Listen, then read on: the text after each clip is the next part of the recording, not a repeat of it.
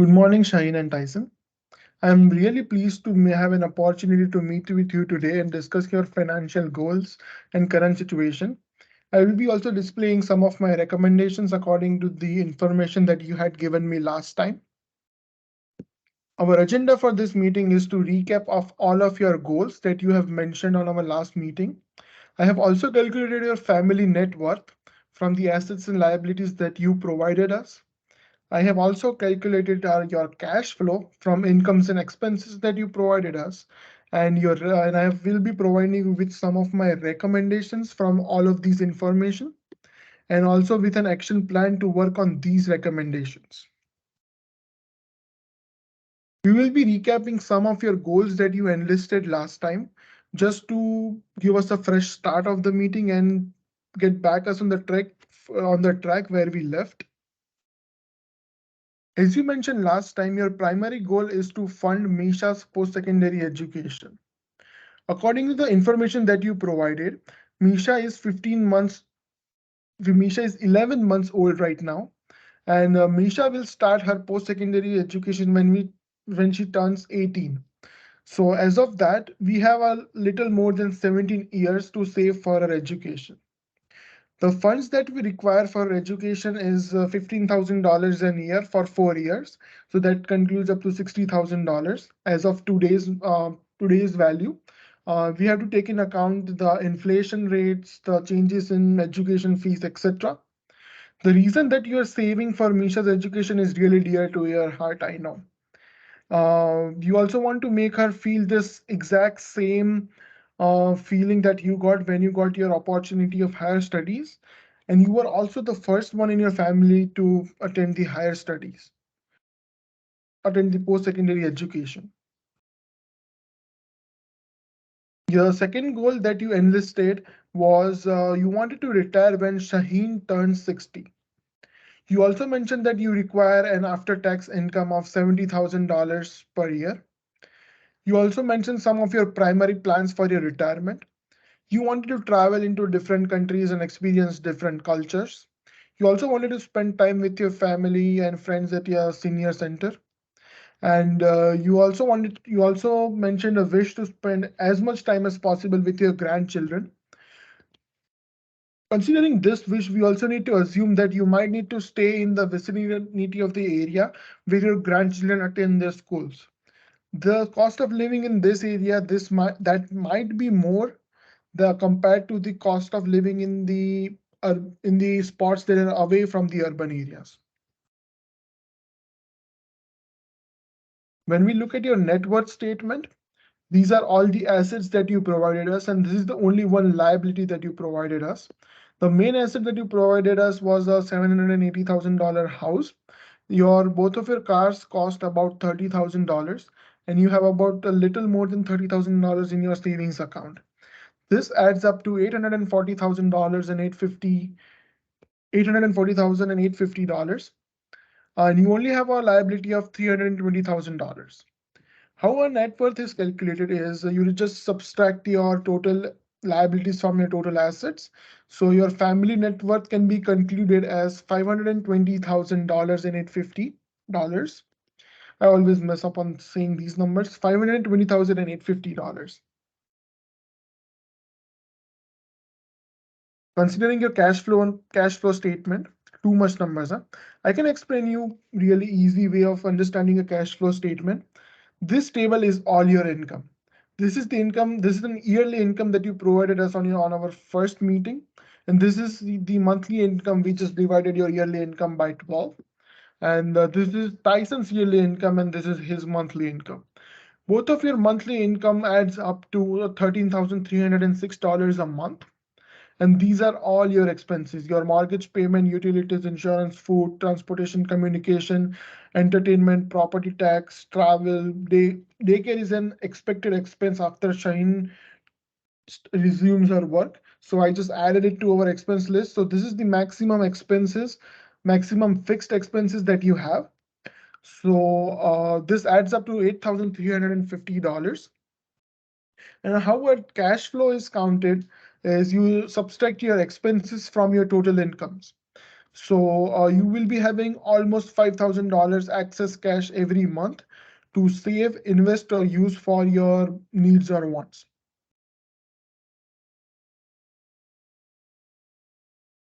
Moving forward to our recommendations. For your first goal, for Misha's post-secondary education, we recommend you saving $723 for 17 years every month. Saving this much money every month will provide you with enough funds for our education, actually more than enough funds for our education. The vehicles to save these funds can be tax shelter accounts, registered tax sheltered accounts like RESPs, where you can also get government grants up to 20%. And I think the maximum you can get is 7,200 per year. We can scan all the RESP providers and see which are the best ones out of them, who have the best deposit insurances, who can provide you good investment advice and everything about that. This saving can help us accumulate more than enough funds that can take care of our tuitions, book, inflation effects. If she wants to study anything more, we will be having more than enough. We will be having somewhere around 150,000. That's just principal saved. We will be also considering the growth and the capital gains that we would have during this 17 years, because we have a really long time horizon, and this time horizon can give us huge gains too.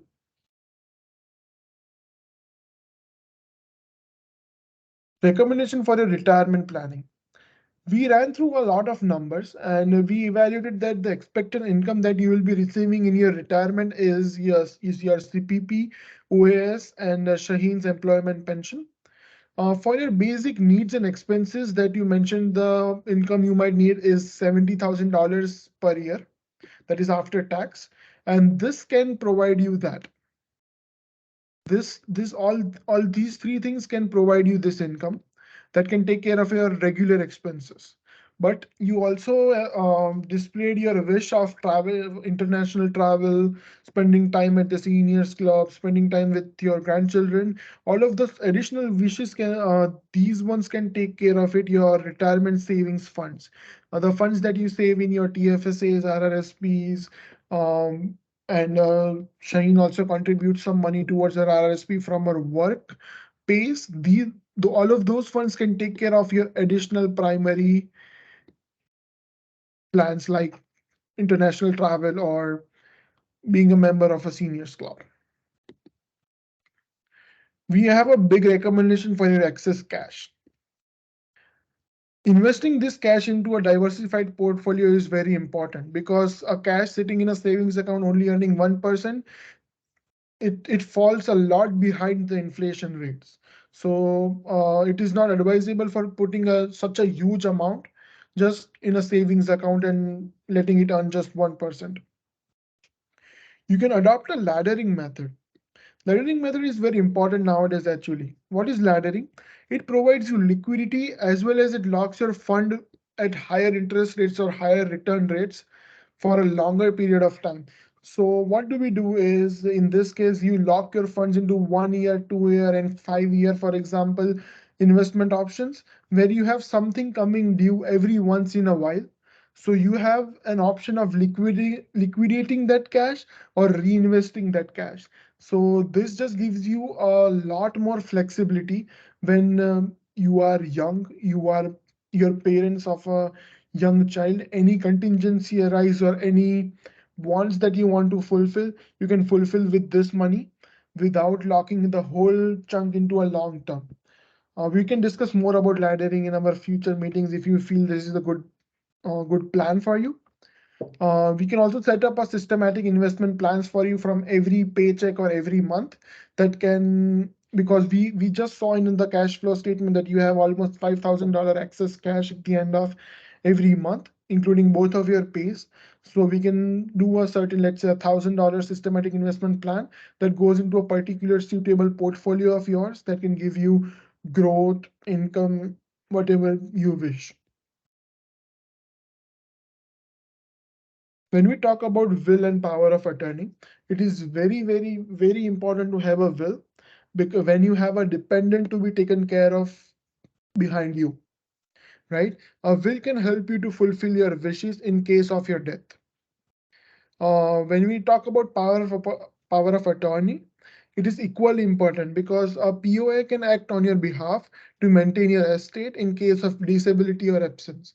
If you're not able to like go to a financial institution and do your financial course to maintain your estate, maintain your house, paying your bills, your power of attorney can do that. It can be anyone, your relative, your friend, or a lawyer, or a trust company. Anyone can be your power of attorney. You just need to appoint them through legal documentation.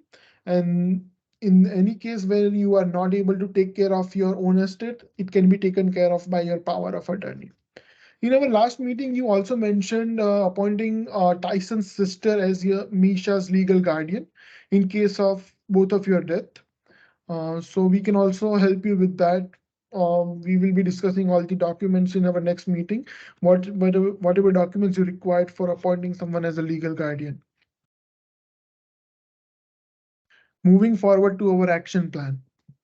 For Misha's post-secondary education, we can develop a systematic savings plan of saving $723 a month.